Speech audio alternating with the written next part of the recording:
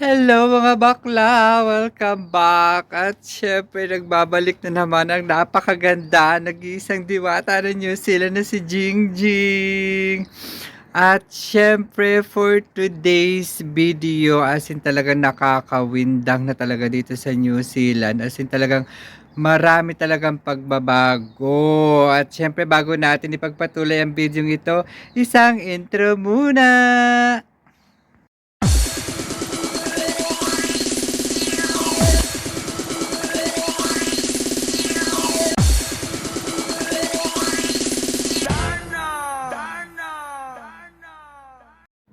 Oh, 'di ba mga bakla, na-miss ko kayo ng sobra-sobra as in. Ang tagal kong hindi nakapag-upload dahil naging busy ako nitong mga nakaraang buwan dahil nagbakasyon ako Pilipinas. As in talaga nag-enjoy naman ako sa aking bakasyon, o 'di ba?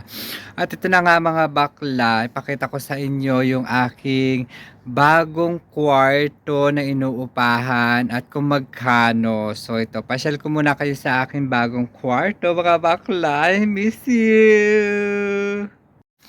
So ito yung aking inuupahan na bagong kwarto. So pasok muna tayo sa aking bagong kwarto, 'di ba? So ayan, so may mga nilagay na akong mga halaman dito as in. So ito yung pintuan ko. Pintuan ko. So ayan yung aking bagong kwarto na inuupahan dito sa New Zealand. So ayan. So kung makikita nyo, as in talagang maliit lang siya pero sulit naman dahil napaka-warm. Siyempre kailangan ko din ng heater kasi sobrang lamig ngayon dito. So ayan, ganyan lang siya kaganda, kaliit, pero malinis. 'Di ba? As in talagang mag-e-enjoy ka sa aking kwarto. So yan, pag naiinip ako, nanonood ako ng TV, at syempre yung aking mga outfit. Yung aking mga damit nandiyan naka-hanger lang. So ito yung aking munting kama, o 'di ba? So ayan, napakaganda. At syempre paglabas mo naman pwede kang mag-garden.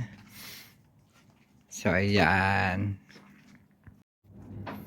So at ito na nga mga bakla, dahil napakahirap na mag-apply dito sa New Zealand, even na mag-renew ka ng kontrata is pahirapan na talaga.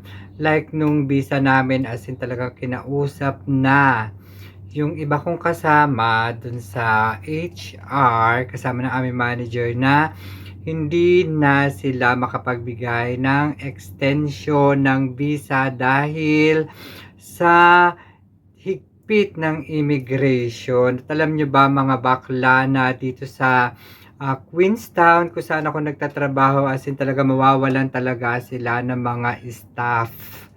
As in talagang hindi yung ibang employee hindi nila na-reach yung category o hinahanap ng immigration. Yung hinahanap kasi ng immigration, at least meron kang 3 years work experience relevant to sa trabaho mo. As in talagang pahirapan na talaga. Tapos, isa pa doon, kukuha ka pa ng English exam or yung tinatawag nating IELTS. As in talagang napakahirap na talagang mag-apply. Kaya naman ako, nag-decide na ako baka mag-apply ako ibang bansa or mag-apply naman ako sa or for good na hindi ko pa alam, hindi pa ako makapag-desisyon. So yun nga mga bakla, as in talagang hindi pa ako nakakausap ng HR dahil off ako ng Thursday and Friday dahil nag-start sila kahapon magpatawag ng mga staff according dun sa hindi na nila kaya mag-extend ng visa dahil sa higpit ng immigration ngayon.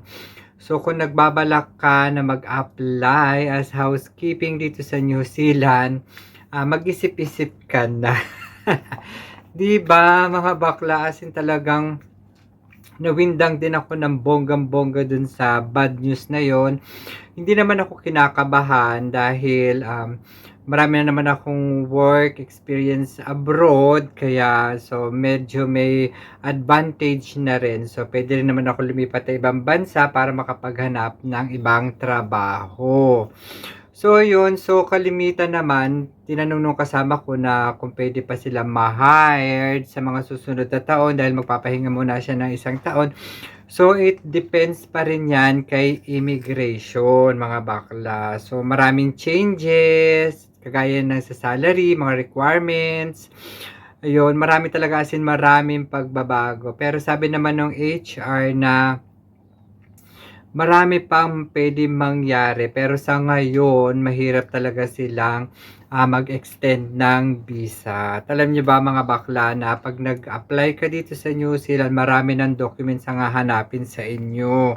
Unang-una, yun na nga yung IELTS. Kailangan meron kang 3 years work experience na pwede mong patunayan na meron ka talagang experience. So, local or work abroad relevant dun sa ina-applyan mo.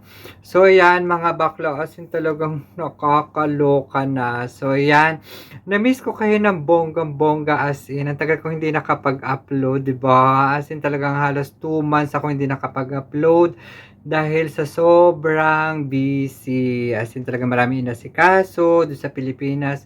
Nag-enjoy muna ako kasama ng family ko. Siyempre, na-miss ko talaga nanay ko ng bonggang-bongga. Na-miss ko talaga.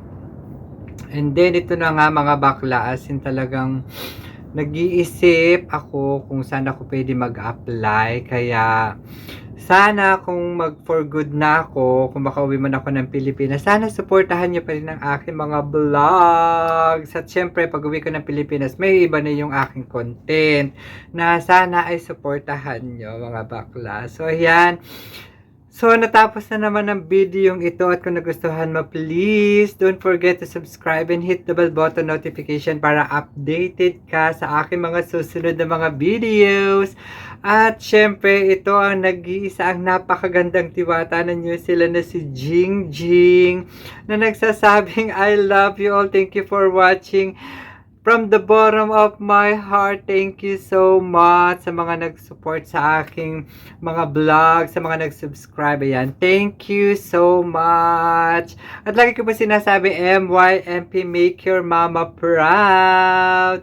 Thank you for watching and I love you all.